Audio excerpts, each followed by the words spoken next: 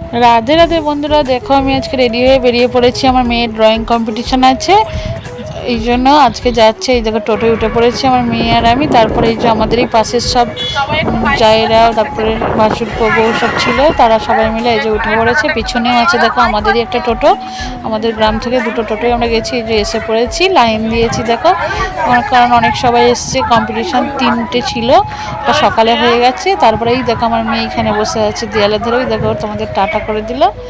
এইখানে আমরা এখন অপেক্ষা করছি, ওদের কম্পিটিশন হচ্ছে। 2 ঘন্টার কম্পিটিশন ছিল, টাইম ছিল 2 ঘন্টা। তারপরে এই দেখো আমার মেয়ে হয়ে গেছে। এই যে আইসক্রিম খাবে, এই যে এখনও সবাইকার তো হয়নি আমাদের গাড়িতে যারা ছিল, সেই জন্য আমার মেয়ের হয়ে গেছে, বসে আছি। ওদের হলে তারপর আমরা যাব।